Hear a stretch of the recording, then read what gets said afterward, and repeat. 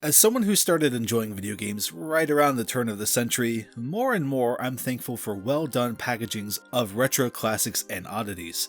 Releases like the Mega Man Legacy Collection, Disney Afternoon Collection, and the Castlevania Anniversary Collection, that's a lot of collections, give me a quick, snappy way to check out games that I entirely missed the boat on, all with nifty features or extras that either ease the gaming experience or engage my mind. And thanks to a review code generously provided by NIS America, I've been able to check out a collection that I think has set a new gold standard in my mind for these types of affairs, the SNK 40th Anniversary Collection. Put together by Digital Eclipse, the folks behind the aforementioned Mega Man and Disney Afternoon collections, as well as the recent Street Fighter and Disney Classic Games releases, this is a package that impressed me in quite a few different ways. Now I want to get a few quirks out of the way. Originally this SNK grab bag launched with a decent assortment of games, but eventually more were added in via a free update to make a total of 24. Well, on Switch, Steam, and PS4 that is.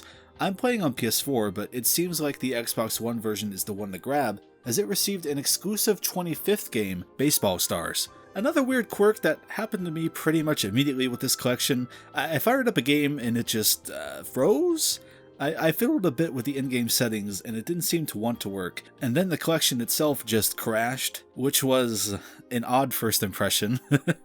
But I fruitlessly fiddled further to attempt to replicate that bug and couldn't, so I'm willing to look past that as an oddity and pass it on to you as a gentle reminder to save often.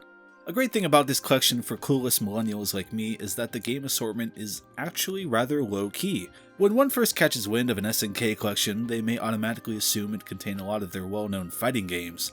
King of Fighters, Garou, Mark of the Wolves, Samurai Showdown, and maybe even some Metal Slug entries for good measure, but no, none of that is here. Digital Eclipse is working on a Samurai Showdown collection, but this instead gathers up some of the less commonly known titles SNK has produced. Some of them I've heard of in passing before, Psycho Soldier, Crystallis, Ikari Warriors, but I can confidently tell you I'd never heard tale of Munch Mobile? Paddle Mania? Games used to have much better names. I really think every game should be preserved and be able to be viewed in some form of context, so I really enjoy seeing some more obscure games packed in like these. It's the presentation and features around such games that has won me over so much, however, even more so than the titles themselves. You get some of your standard features here, a 1:1 display option for games, a full screen, a 16:9 stretch, CRT filters, the usual sorts, and the ability to save your game whenever you'd like to return to it later. Always nice, and there's even some region switching and other arcade operator features here too. On top of it all, each game includes rewind functionality with just a button press, which I'm sure every single person playing Munch Mobile for the first time will immediately appreciate when they discover that going off-road takes a life. Wait, so how are we supposed to get all that food then? Oh, this car has werehog arms and hands? Jesus Christ, sorry I asked. If you've seen my videos covering every Sega Ages release, once in a while you'll find me wishing that the games included there featured all the versions of them ever made. Console, arcade, handheld, but more often than not, it's just the one version that's on the tin. So imagine how lovely a surprise it was for me to see that the SNK 40th Anniversary Collection does just that. 8 titles here feature both console and arcade versions. Swapping back and forth to sample each is always so fascinating to me, especially as this is a practice that fell out of favor in game development ages ago. Which I guess makes the Xbox One exclusivity of Baseball Stars a bit more cute in retrospect, that in mind.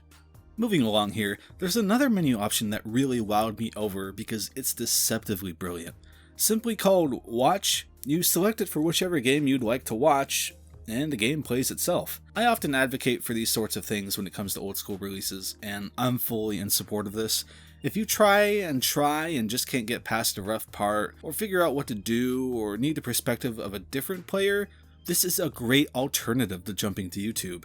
I imagine it's especially handy on the portable Switch, where you don't always have access to the internet. I've buried the lead here, however. At any time while watching, you can jump in and begin playing yourself from wherever the video playback left off. To me, this is huge and endlessly neat. Being able to watch a full run-through of Crystallis, begin to wonder more about how a certain scenario could otherwise be handled, and then being able to amend that curiosity immediately is invaluable. Frankly, I won't be able to stop myself from wishing every further retro compilation I try has this capability. The other main component here that I adore is in the main menu's Museum tab. From here you can access a few different things like the game soundtracks tab. Now you too can jam out to the Psycho Soldier theme on repeat anytime that you desire.